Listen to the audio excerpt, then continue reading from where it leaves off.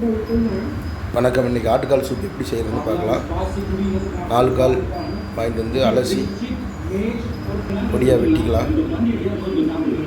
வெட்டினதுக்கப்புறம் மஞ்சத்தூள் உப்பு போட்டு நல்லா அலசிடணும். 2 அலசு 3 அலசு நல்லா அலசிடணும். கருகின வாடை போகிற வரைக்கும் நல்லா அலசிட்டு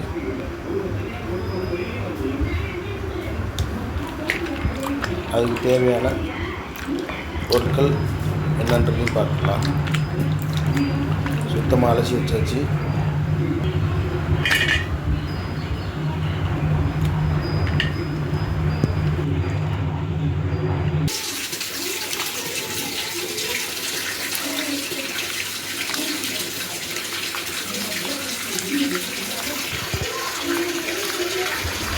அந்த கருகின ஸ்மெல் போகிற வரைக்கும் நல்லா அலசி வச்சாச்சு. அடுத்ததாக 3 தக்காளி, கொத்தமல்லி, வெங்காயம், சின்ன வெங்காயம், இஞ்சி, பச்சை மிளகா 3, தேவையான அளவு பூண்டு கழுவிட்டு அதையும் வெட்டாமல் முழுசாக சேர்த்துக்கணும். அது ஒரு வாரமாக கழுவி வச்சுக்கலாம். அடுத்ததாக குக்கர் வச்சுக்கணும். குக்கரில் வெட்டி வச்ச ஆட்டுக்கால் சேர்த்துக்கணும்.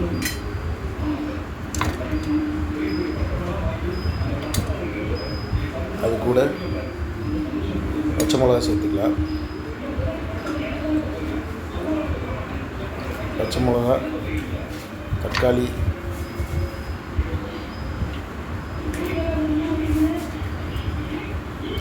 இஞ்சி முழுசாக போட்டுக்கலாம், தட்டியும் சேர்த்துக்கலாம். கொத்தமல்லி, சின்ன வெங்காயம்,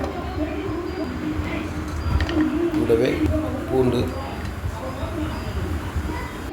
மிளகு 3 ஸ்பூன். நல்லா சளி பிடிச்சிருந்துச்சுன்னா நல்லா எண்ணெய் 2-3 ஸ்பூன் சேர்த்துக்கலாம். சோம்பு, சீரகம் ஒவ்வொரு ஸ்பூனு, மஞ்சள் தூள் கால் ஸ்பூனு, 1 லிட்டர் தண்ணி ஊற்றிக்கணும். 1 லிட்டர் தண்ணி நீங்கள் தேவையான அளவு தண்ணி சேர்த்துக்கலாம். காரத்துக்கு தகுந்த மாதிரி பச்சை மிளகாயும் சேர்த்துக்கலாம். உப்பு, கல் உப்பு சேர்த்துக்கலாம். அவ்வளோதான். குக்கரை மூடி வச்சு ஒரு 5லேருந்து 10 விசில். நீங்கள் ஃப்ரெஷ்ஷாக கால் வாங்கிட்டு வந்தீங்கன்னா 5 விசில் விட்டால் போதும். பழைய கால் வாட்டி காய வச்சுருந்தீங்கன்னா ஒரு 8லேருந்து 10 விசில் விடணும். விசில் வந்துருச்சு நம்மளுக்கு.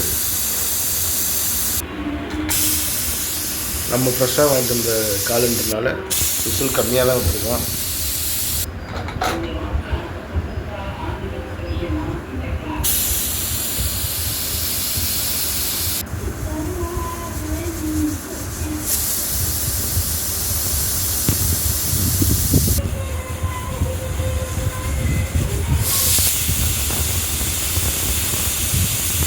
இந்த மாதிரி செஞ்சு கொடுத்தீங்கன்னா குழந்தைகள் நல்லா விரும்பி சாப்பிடுவாங்க.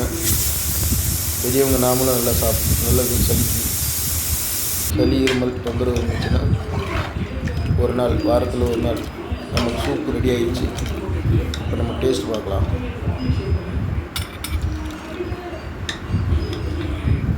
சூப் செப்பரேட் தனியாக எடுத்துக்கலாம்.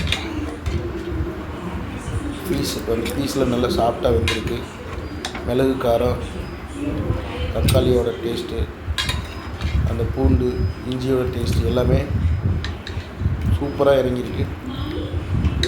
டேஸ்ட் பண்ணி பார்க்கலாம். இப்போ